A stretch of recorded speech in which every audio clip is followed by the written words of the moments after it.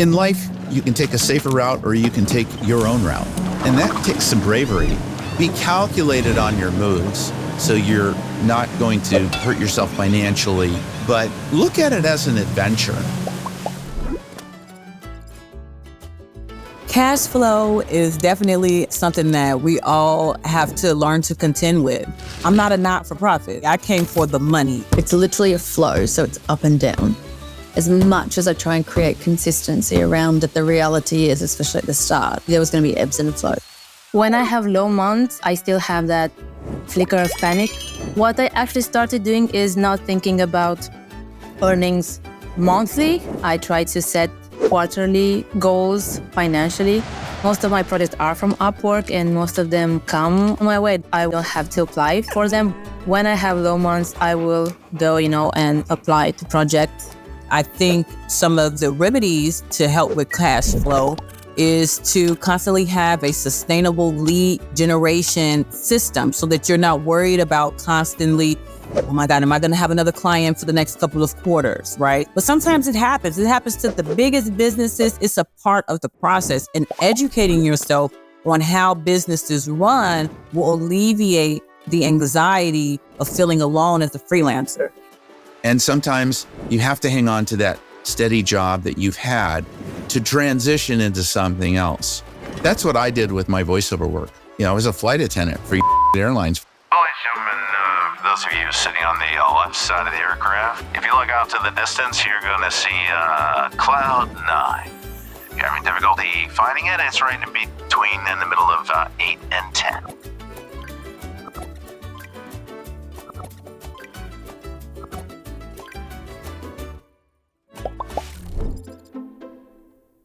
Something I would definitely recommend people look to do is to make sure you put a little bit extra in for savings, even if it's $20. That's going to compound over time. But if you don't do it now, chances are you're not going to do it as you grow. So get in the habit of doing it now. You do need an emergency fund. For me, an emergency fund is like 5 or 6 months of my regular expenditure. It really gives me the freedom to say no to projects that I don't feel are aligned to what I want to do, or to say no to clients I feel are not really, on the same line with how my process is. Once I started to understand and to know how to value my work, I also started to accept only projects that really fulfill me, also financially and also career-wise.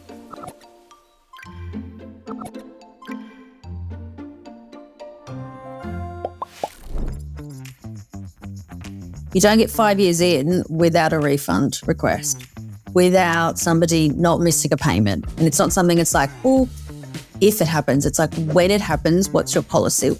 I was never in that situation because I always did what Upwork taught me.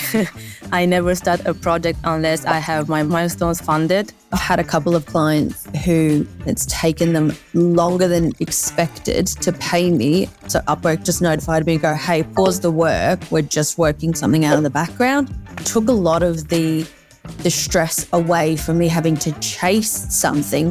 When I have clients outside of Upwork, I prefer to bring them on Upwork because of the payment protection and because Upwork ensure I will be paid on time. And this is a big thing for me and for my relationship with my clients.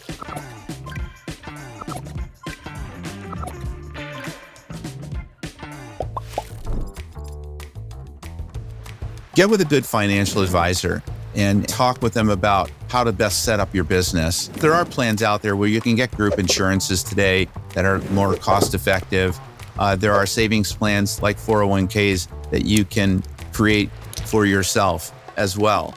Only when I started to take my finances and taxes seriously did I start to also earn more money. I started to understand how money works. So I educated myself on how to invest my money, participating and being part of communities of both freelancers and financial professionals. And part of those communities are education and courses and workshops where you can learn how to invest your money. So it's very important to connect with people who can help you understand how taxes and financial work.